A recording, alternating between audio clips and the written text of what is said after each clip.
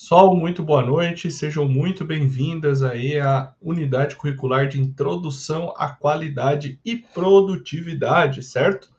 Muito boa noite a todas que estão aí, Alzinete, Jamile e Thaisa. Então, boa noite para vocês, sejam muito bem-vindas. A gente, antes de começar, vai dar uma olhada aqui no nosso Moodle, né? Para vocês verem o que vocês têm aqui. Essa é uma unidade curricular que iniciou na segunda-feira, né? E termina amanhã, né? Então, ela tem aqui o plano de estudos, que é o que vocês deveriam ter estudado durante a semana, ou que vocês estudaram durante a semana, tá? Tem o cronograma escolar, né? Que é basicamente a data de início e final de todas as unidades curriculares do curso. Tem aqui onde vocês entraram para a webconferência. Aqui a gente tem nesse primeiro material o SCORM, né? Que é o que a gente chama de material online, tá? E aqui a gente tem o livro didático, tá?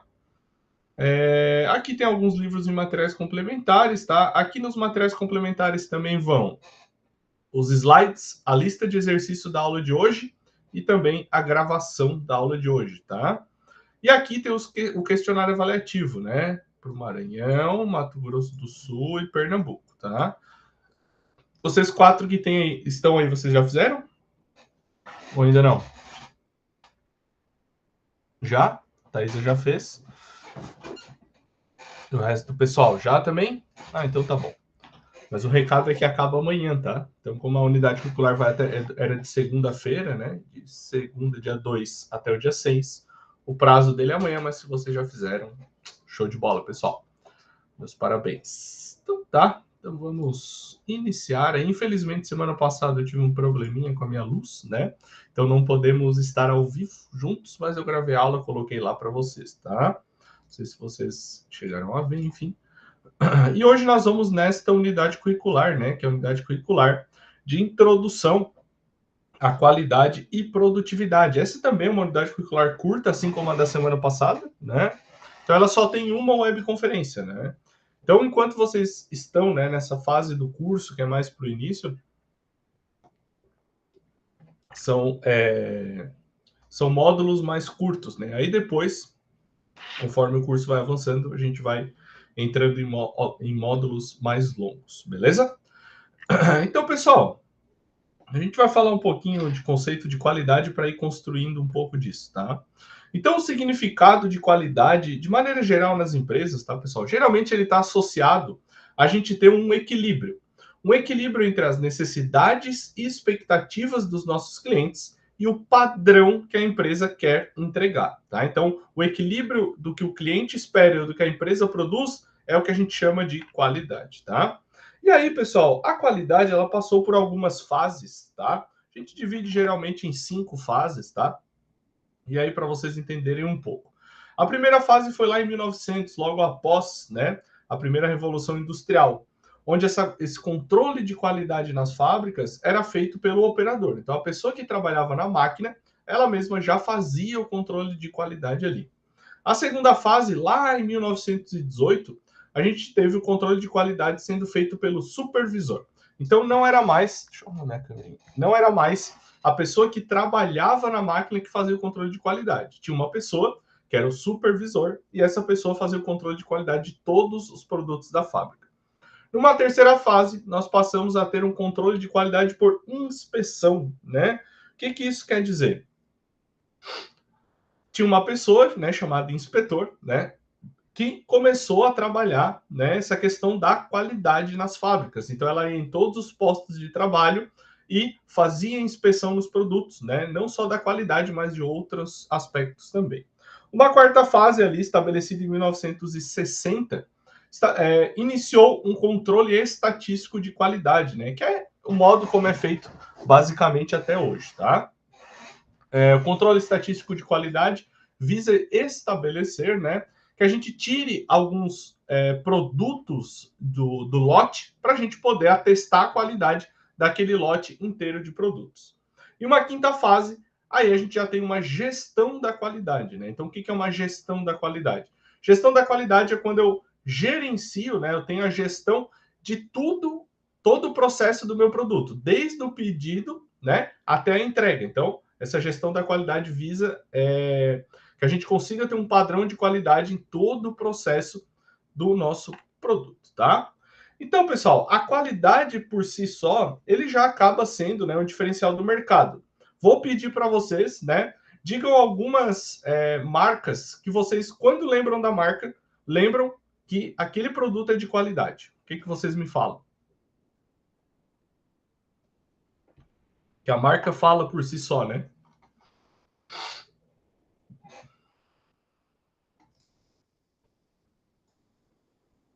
Podem escrever no chat aí, pessoal.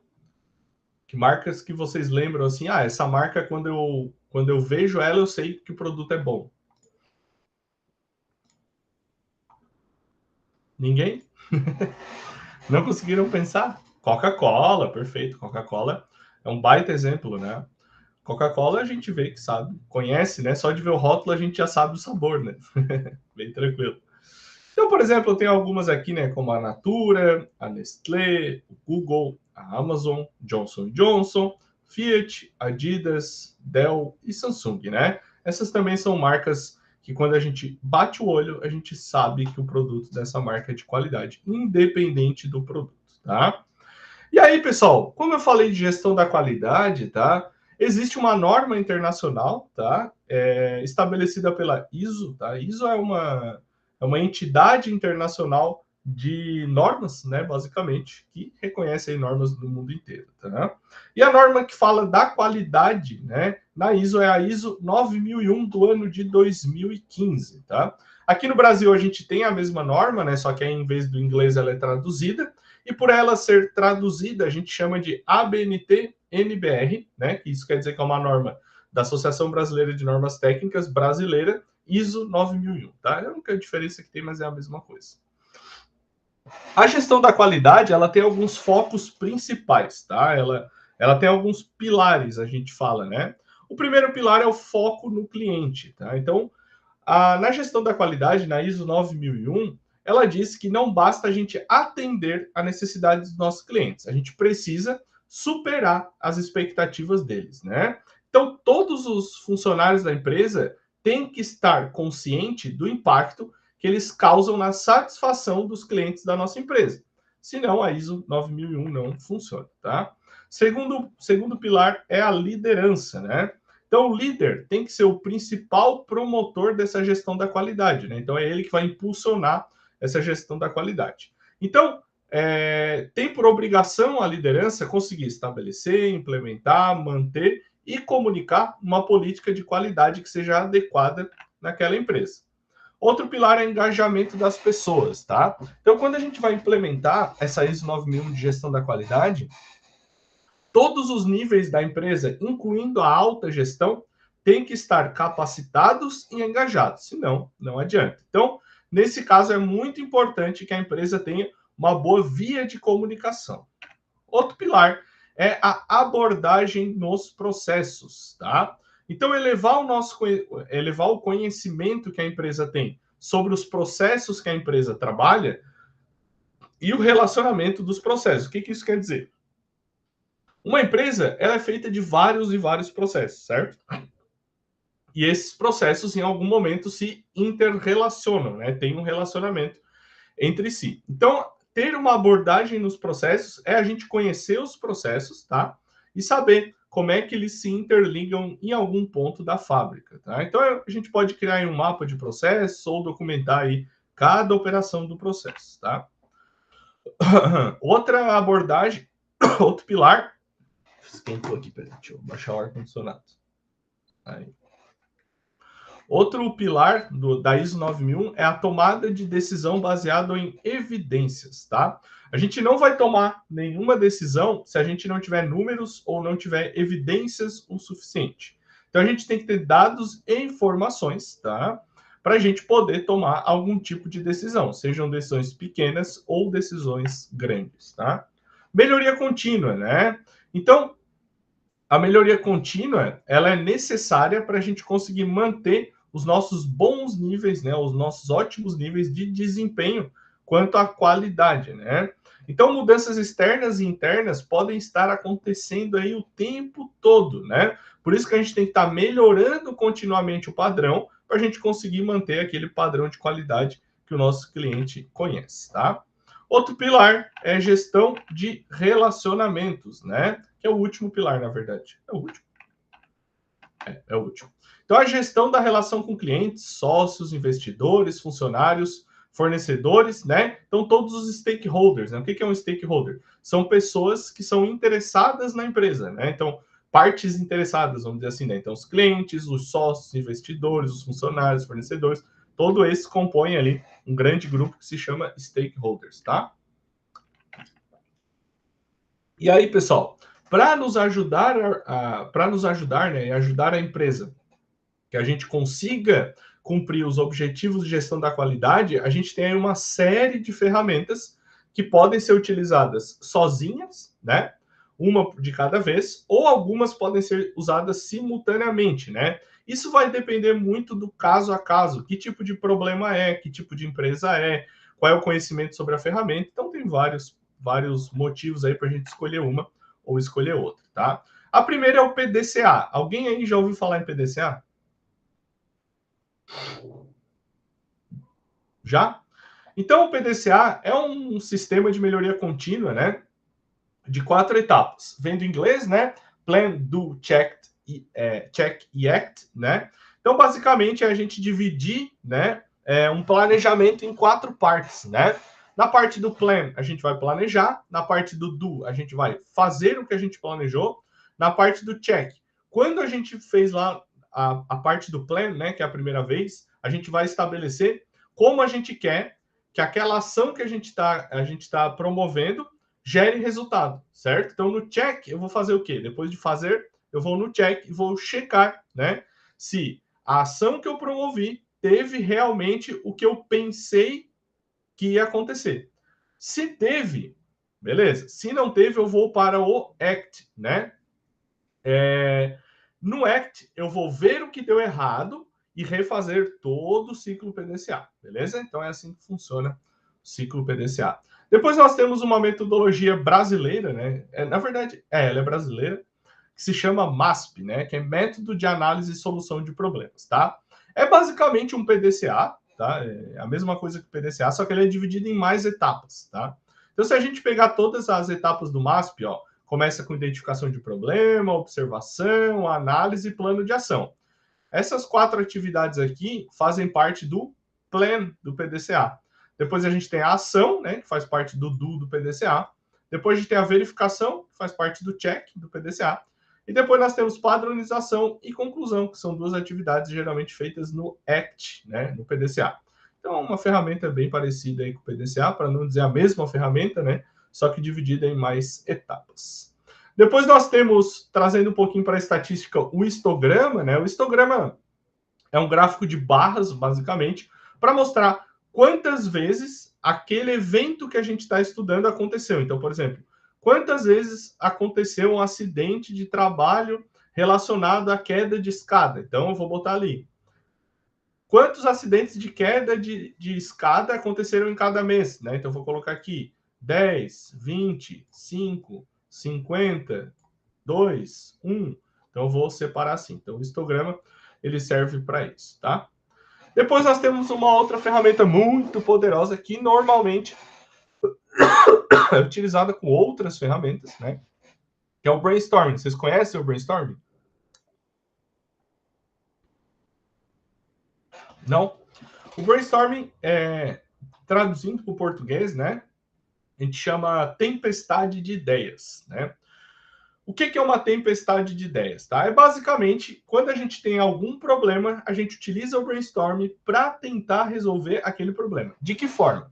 A gente reúne as pessoas que participam daquele setor ou daquela área, né, numa sala, e aí a gente determina um tempo, por exemplo, 10 minutos. Então, durante esses 10 minutos, todo mundo vai dar uma ideia, pelo menos uma ideia, né, vai dando ideias do porquê aconteceu aquele problema, certo? E aí vai gerando ideia, e no final a gente tem um monte de ideias. E aí a gente começa a afunilar essas ideias até que a gente chega em algumas causas que podem ter levado àquele problema.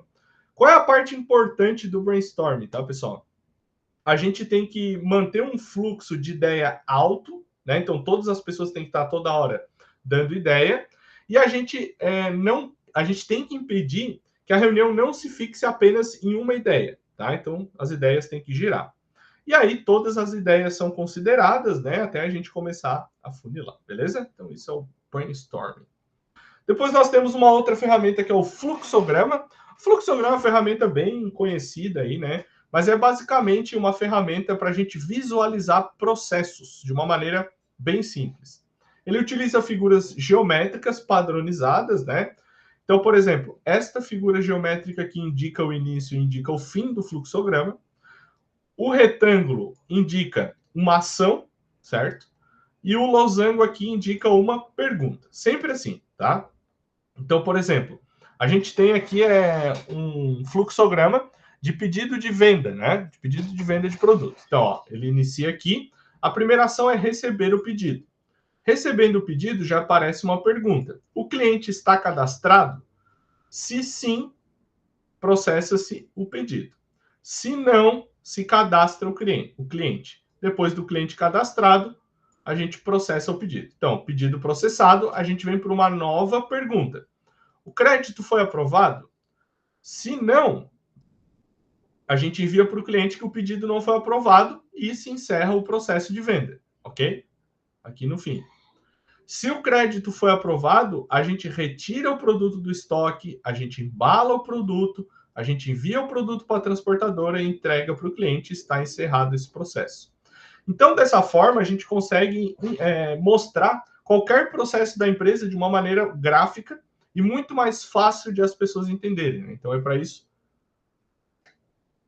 que o fluxograma serve, tá? Depois nós temos o diagrama de Pareto, né? O diagrama de Pareto, ele diz, é um gráfico de pizza, basicamente, tá? E Pareto foi um matemático que estudou lá perto da Revolução Industrial, daquela época lá, 1800 e finais, lá 1890, 1900 e pouquinho, né? E ele descobriu que 80% dos problemas que aconteciam nas fábricas eram causados por 20% das causas, né? E por que isso foi importante, né? Porque quando eu tenho muitos problemas, eu preciso atuar nas principais causas, né? Para poder eliminar a maior parte desses problemas. Então, quando eu atuo em 20% das causas dos meus problemas, eu elimino 80% dos problemas. E é isso que Pareto diz, beleza? Depois nós temos o tal diagrama de Ishikawa, tá? Vocês já viram isso aqui? Ou nunca viram? Isso é bem famoso também. O diagrama de Ishikawa, né, ou diagrama de espinha de peixe, também é conhecido, ou diagrama de causa e efeito, né? Ele tem seis falhas principais para algum tipo de problema. Então, ele leva em consideração que qualquer problema que a gente tenha dentro da fábrica, seja acidente ou seja qualquer tipo, né? Ele provém da mão de obra, ou de material, ou de máquina, ou de meio ambiente, ou de métrica, ou de método, tá? E como é que a gente monta um diagrama de Ishikawa, né? Ele fica assim como uma espinha de peixe, né? Então, aqui a gente tem um exemplo, né? Por exemplo, na fábrica está tendo muito produto com defeito. Quais são as possíveis causas relacionadas à mão de obra? Falta de treinamento e imprudência na execução do produto. Show de bola. Quais são as causas relacionadas a materiais? Especificações incorretas e quantidade incorreta. Perfeito. Quais são as causas relacionadas à máquina? Então, falta de manutenção da máquina pode levar a produtos com defeitos ou paradas excessivas também, tá? Quais são as causas relacionadas a método? Falta de controle de qualidade e procedimentos não documentados. Quanto a métricas, má avaliação dos indicadores ou má calibração do equipamento. Quanto a meio ambiente, falta de organização ou layout mal definido. Então, quando a gente não usa uma ferramenta dessa para identificar um problema, ao invés de ter 12 causas, né, onde a gente pode atuar, a gente vai ter um número infinito de causas, porque a gente não sabe o que está acontecendo, né? Então, esse tipo de ferramenta auxilia muito nesse modo, né? E na segurança do trabalho ajuda bastante também por conta de a gente descobrir o porquê de ter muito acidente sendo causado, principalmente, às vezes, um tipo específico de acidente, tá? Depois nós temos o controle estatístico de processo, mais conhecido como CEP. Então, a gente parte do princípio no CEP que todo processo vai apresentar algum tipo de variação, tá? E isso, né, pode causar um problema. Então, a gente vai analisar as causas comuns dessa variação e as causas especiais dessa variação. Depois, a gente vai definir o número máximo e mínimo aceitável para ter esse problema. Então, por exemplo, a gente vê que lá no processo de usinagem da fábrica está dando muito acidente, né, de corte de dedo, né? Aí a gente vai ver qual é o número máximo de acidentes que a gente pode aceitar por ano, né? No caso, o mínimo aqui seria 0, né? Mas o número máximo, até um acidente por ano, ok. E aí a gente começa a avaliar a partir disso, tá? Então, assim que funciona o CEP, ó. Então, a gente depois pode traçar um gráfico, né? Aqui a gente tem a linha superior, a linha inferior. Nesse caso aqui, a gente pode ver, né, que a gente não teve nenhum ponto, nem tocando a linha superior, nem tocando a linha inferior. Então, tá tudo conforme aqui, ok? Depois a gente tem uma ferramenta também muito conhecida que se chama 5W2H. Essa ferramenta, ela transforma em ações práticas todo tipo de análise e formulação de estratégia para um plano de ação. Então, na segurança do trabalho é muito comum de a gente fazer aí planejar ações, né, dentro da empresa, tá? E aí se utiliza muito o 5W2H. Então, o 5W2H é basicamente um checklist que vai indicar as atividades, os prazos e as responsabilidades de todas as pessoas que estão envolvidas naquele projeto, né? Então, por que o nome é 5W2H? É uma ferramenta que vem do inglês, né? E os 5W são what, why, who, when e where. Traduzindo, né? O que, porquê, quem, quando e onde. E o 2H é how e how much, né? Que é como e quanto. Então, o primeiro W, né, que seria o que, é o a gente vai responder com o objetivo que a gente quer alcançar. O segundo W, que é o porquê, a gente vai justificar o que vai ser feito. No terceiro W, que é o quem, a gente vai responder com as pessoas que são responsáveis por essa, oh meu Deus, espera aí, por essa ação, né? No when, no quando, né, no quarto W, a gente vai responder o prazo para a gente fazer essa ação. E no último W, que é o onde, é onde essa ação vai ocorrer. E aí nos dois Hs como é que o primeiro H é como, né? Então, qual é o caminho para a gente conseguir alcançar aquele objetivo que a gente traçou? E o segundo H é o quanto, né? Quanto é que vai custar, literalmente, financeiro, tá? Aqui tem também do mesmo jeito, tá? Ó, para responder coluna por coluna, né? Então fica mais simples, né? E qual é a vantagem de a gente utilizar o 5W2H? É a gente, no final, com poucas perguntas, e no final de responder essas 7 perguntas, a gente ter todo um escopo pronto, dizendo qual é o problema, o que vai ser feito, por que vai ser feito, onde vai ser feito, quem vai fazer, quando vai ser feito, como vai ser feito e quanto vai custar. E isso facilita muito o trabalho do técnico de segurança, tá? Por quê? É muito comum os técnicos de segurança planejarem ações de melhoria, tá? Para não ocorrerem mais ou para conscientizar as pessoas de uso de EPI ou algo do tipo. E com isso aqui, rapidinho a gente consegue planejar essa ação, tá? Então, o 5W2H é uma grande ferramenta aí para a gente usar. Depois nós temos a folha de verificação, tá? Acho que eu tenho um vídeo aqui para mostrar para vocês. Peraí. Sobre o 5W2H na segurança para vocês entenderem melhor. Deixa eu ver se eu acho aqui.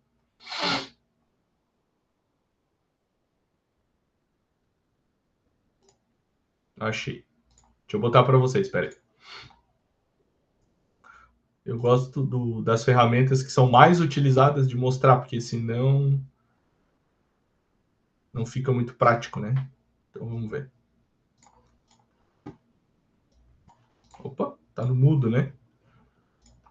Estamos aqui para aprender mais uma ferramenta da qualidade de gestão. Dessa vez o 5W2H, uma ferramenta para auxiliar. Não é esse aqui, peraí. botei o vídeo errado. Peraí que eu já vou achar o vídeo certo. Esse aqui é outro.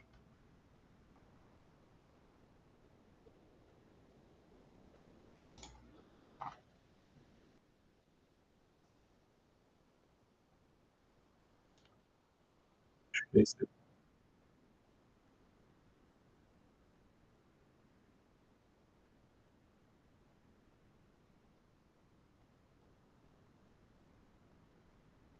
Não. Ah, não vou achar. Tá, não vou achar. O que eu queria mostrar, não vou achar. Depois, no intervalo, se eu achar, eu trago para vocês, tá? A próxima ferramenta é a folha de verificação, né? Quando a gente fala de qualidade, né? Essa é a ferramenta mais simples que tem na qualidade, tá? Então, é basicamente para a gente manter o registro de alguns parâmetros dos nossos processos em um formulário bem simples, tá? Então, por exemplo, ali, ó, tem um formulário reclamação de clientes, tá? Os dias da semana e o total. Então, de atraso, naquela semana nós tivemos 35 reclamações. De embalagem, tivemos 10, de atendimento 17, de sujeira 12, de risco 6 e de quebra 15, né? No total, nós tivemos 95 reclamações, né? Então, essa é só para a gente manter o registro mesmo, né? Na segurança do trabalho, onde é que usa, né? Entrega de EPI, reclamação de, por exemplo, posto de trabalho, se a pessoa está com dor em algum lugar, algo assim dá para usar aí na segurança do trabalho também, tá? Trazendo um pouquinho, né, para o lado da segurança do trabalho. Depois nós temos o diagrama de dispersão, tá? Esse é um diagrama que vai visualizar correlação entre duas variáveis, tá? Então, por exemplo, eu tive um monte de acidente de trabalho na segunda-feira. Será que esses acidentes têm relação com o dia da semana? Então, eu vou botar ali todos os dados e o software vai gerar um gráfico de correlação para dizer se isso tem correlação ou não. Aí a gente entra em um outro... Pessoal, alguma pergunta até agora? Vocês têm alguma dúvida?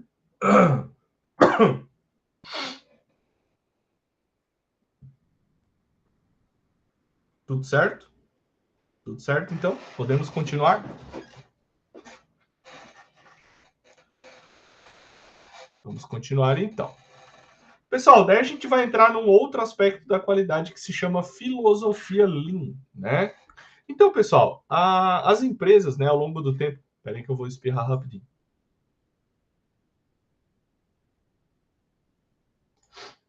Deu, para vocês não verem eu espirrando, né? Então, as empresas, ao longo do tempo, tá, pessoal? Elas têm buscado por excelência. Sempre por excelência, tá? E isso causou, né, um frisson, né? Causou um... Frisson não, na verdade, uma nova linha de estudo, né? Para que muitos processos diferentes fossem estudados e vistos, né? Aonde a gente pode melhorar, tá? Então, os estudiosos, né, começaram a enxergar padrões de causas típicas de queda de desempenho. Então, o que está gerando queda de desempenho? Isso começou a gerar padrões. E essas causas típicas foram listadas e analisadas, e a gente tenta buscar zerar essas causas típicas, e esse tentar buscar zerar essas causas é o que a filosofia Lean prega, né? Através de 8 desperdícios, que é superprodução, estoques, desperdício intelectual, movimentos desnecessários, espera, processo desnecessário, defeitos e retrabalho e transporte, ok? Então, a palavra lean, ela pode ser traduzida como enxuta ou magra. E isso remete a gente, né, a algo muito eficiente, sem nenhum peso extra sendo carregado. Como, por exemplo, um carro de Fórmula 1 ou uma bicicleta de corrida profissional, que só tem o que precisa ter, não tem nenhuma grama a mais de peso ali. Então, a gente pressupõe que a busca por um processo mais eficiente sempre tem que incluir a eliminação de algum desperdício. Esse algum desperdício é esse peso extra, tá? Então, a filosofia Lean, ela foi implementada com sucesso em várias e várias empresas, né? E hoje não, mas já há algum tempo, ela é vista como um padrão de desempenho em algumas áreas. Então, ela sempre vai elevar a qualidade dos nossos processos. A filosofia Lean, né, ela tem um potencial muito grande de impactar forte e positivamente nos lucros da empresa e também na eficiência de outras empresas, ok? E aí também a filosofia Lean tem alguns, né? Tem alguns pilares. Ou a gente começa falando pela mudança de pensamento, né? Que seria essa mudança de mindset. Então, basicamente, a gente tem dois tipos de mindset quando a gente fala nesse ponto, né? O primeiro é o mindset fixo, né? São pessoas que têm pensamento individualista, pensamento fechado, não gostam de aprender coisas novas, não gostam de ter novas experiências, né? E dificilmente essas pessoas tentam algo novo, tá? E outras pessoas têm um mindset de crescimento. São pessoas que têm o pensamento de que errar é uma consciência de tentar algo difícil e falhar. E quem é que nunca errou, provavelmente nunca tentou algo difícil, tá? Ou se tentou ali poucas vezes e já largou. Para crescer, a gente precisa se arriscar e aprender com os nossos erros, beleza? Então, quando a gente fala de mindset Lean, a gente sempre tem que lembrar desse mindset de crescimento, tá? E aí o Lean também tem 4 pilares, né? E esses pilares são, primeiro, filosofia, né?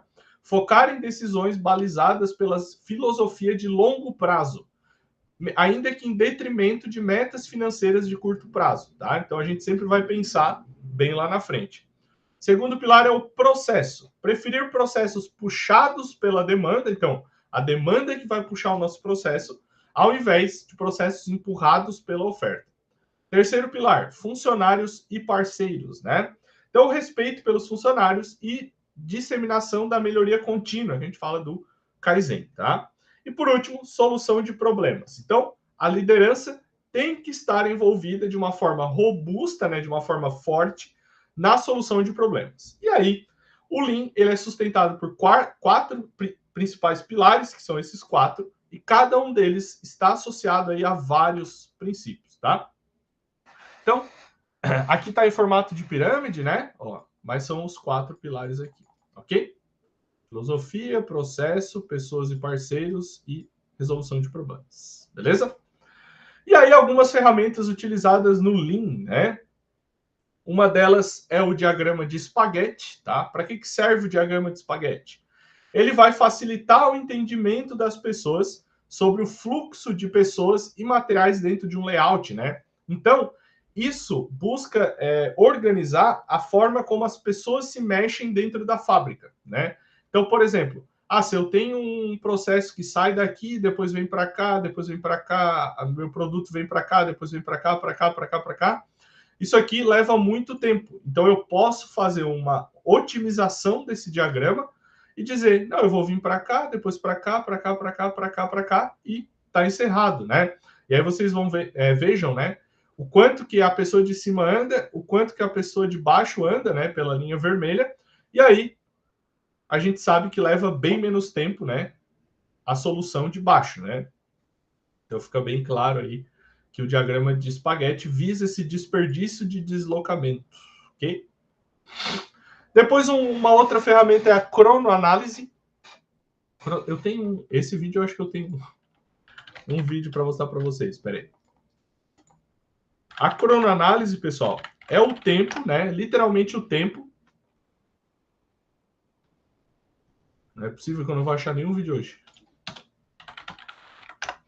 É o tempo que uma atividade leva para fazer. Leva para ser feita, vamos dizer assim, né? Então, tinha um vídeo muito bom. Meu Deus, não vou achar nada de vídeo hoje. Tudo bem. Peraí, deixa eu ver se eu boto aqui cronoanálise Senai.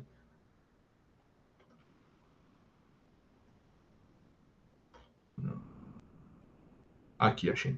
Show de bola. Então, assim, basicamente a cronoanálise é a pessoa fazer um processo e aí cada etapa do processo leva um tempo. E a gente saber quanto tempo leva cada etapa desse processo.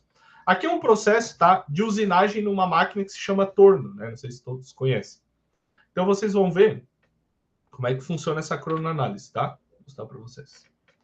Então, ó, ele está indo até o torno para fazer essa máquina que é o torno, né? Para quem não conhece. E aqui está marcando o tempo. E aqui em cima, ó, vai começar a marcar todos os processos, tudo que ele vai fazer, vai ter um tempo associado, tá? Então tem um movimento, né? Que é o que ele vai fazer. O primeiro movimento é pegar a ferramenta. e cada um vai ter cada ação dele vai ter um tempo, tá? Então, ferramenta é o primeiro movimento, tá? Ele tá pegando as ferramentas ali. Pegar, ó, então aqui, ó. Ele já fez 2 movimentos. Pegar a ferramenta levou 7 segundos. Pegar a chave do castelo, que é uma peça, né? Do torno, levou 3 segundos. Depois é prender a ferramenta.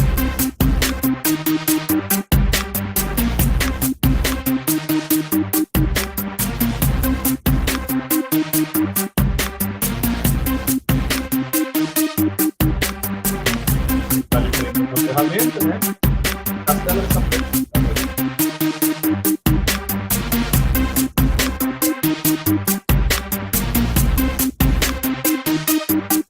Então, ó, prender a ferramenta demorou 33 segundos. Ele segue. O próximo movimento, guardar a chave, levou 2 segundos. E o próximo é fixar o castelo. Olha só. Então, fixar o castelo levou 4 segundos. Pegar a peça e a chave da placa, 3 segundos.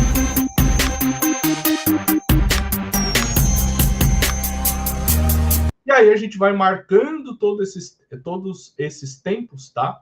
Para a gente saber no final quanto tempo levou, né? E aí poder ver aonde a gente pode otimizar para diminuir esse tempo. Então serve para qualquer tipo de atividade, tá? Deixa eu voltar para cá.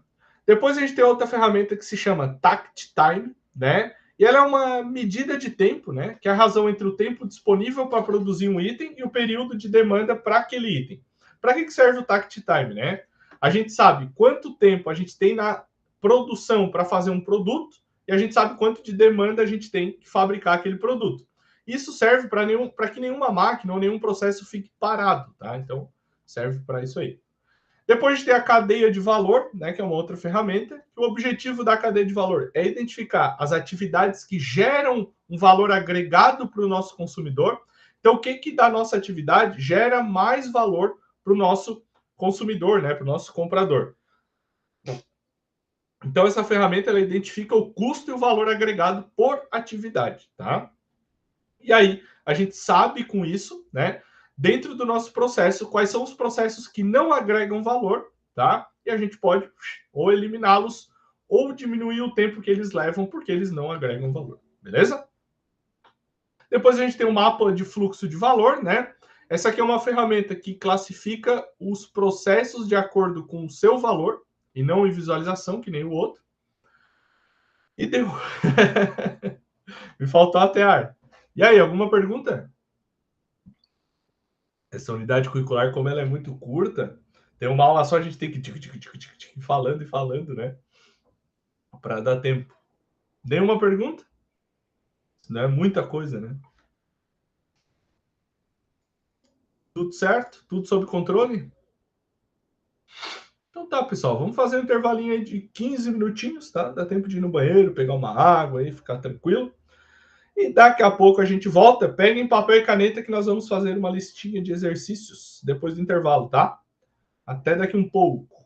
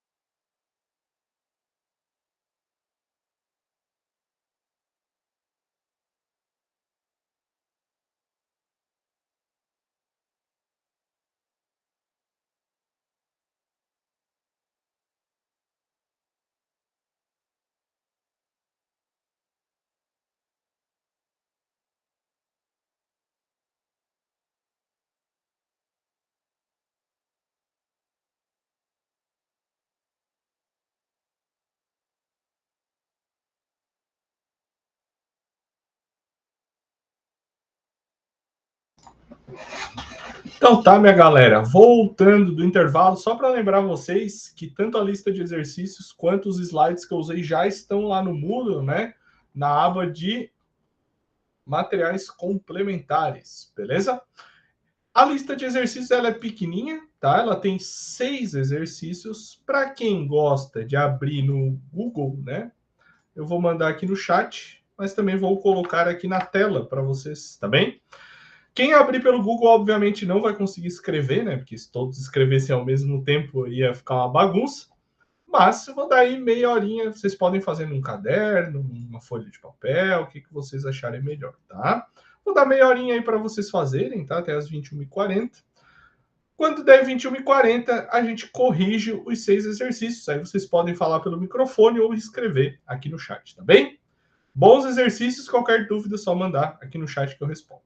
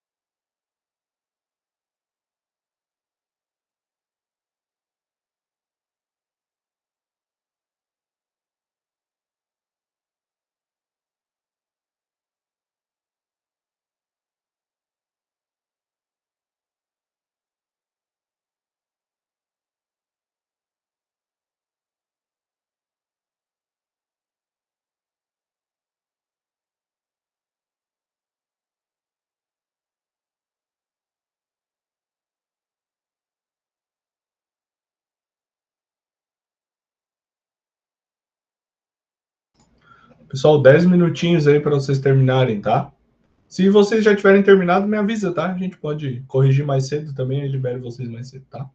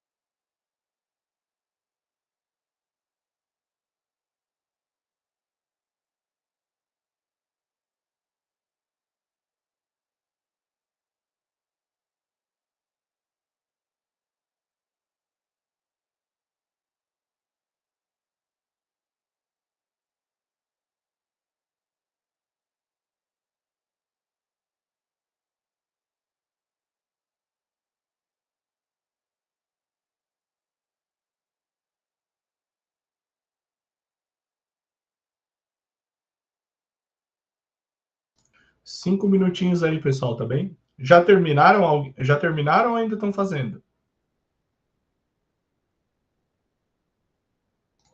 Além da Rosana, tem mais alguém que está fazendo? A Nicleide, está fazendo, Nicleide?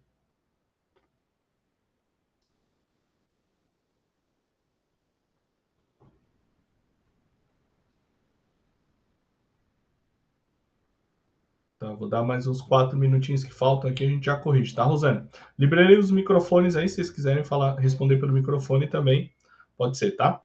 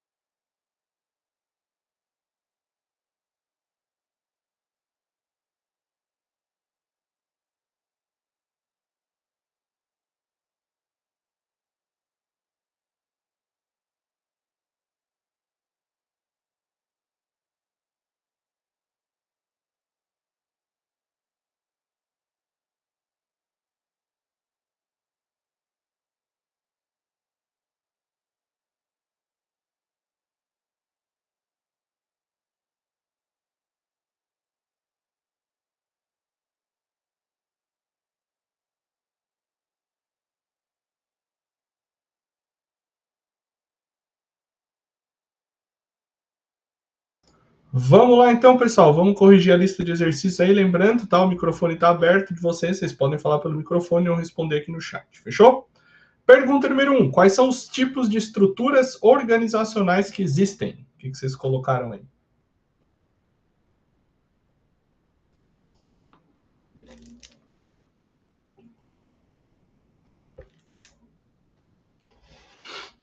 Qual foi a resposta da número 1?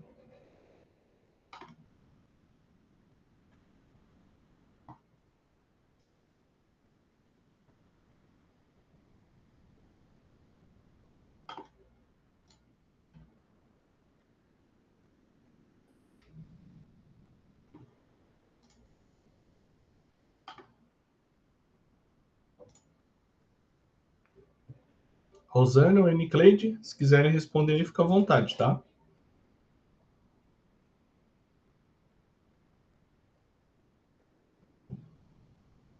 Rosana botou linear, hierárquica, vertical, matricial e horizontal. Perfeita resposta, Rosana. Show de bola. A Nicleide quer responder, será? Bom, mas essa é a única resposta correta, tá? Se tiver diferente, tem que arrumar. Beleza? Pergunta número 2. O que é o princípio de abordagem por processos?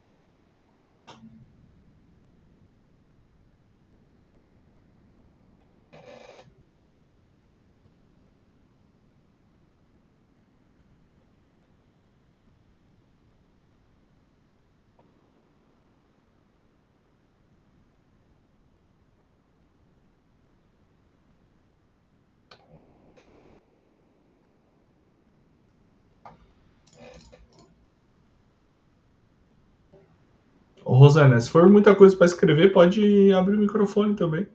Fica mais simples até.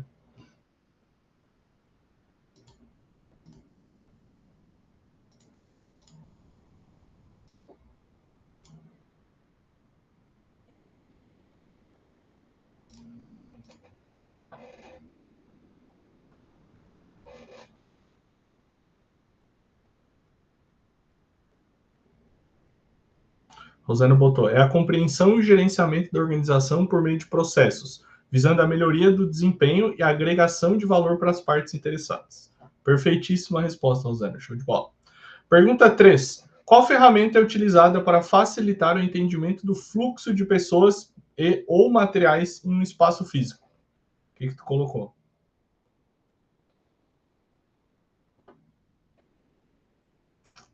Não é fluxograma.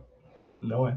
O fluxograma, ele é uma ferramenta para facilitar o entendimento do fluxo de processo, tá?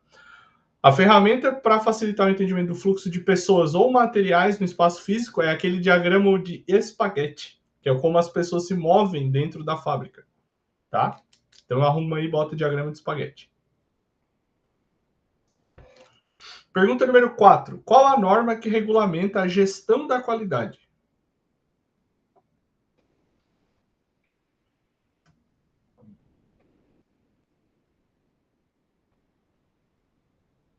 ISO 9001, perfeita resposta. Pergunta 5. Quais são as fases da ferramenta PDCA?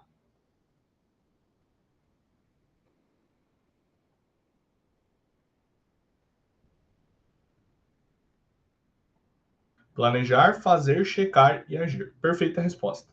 E a última pergunta é: qual é o principal objetivo da ferramenta 5W2H?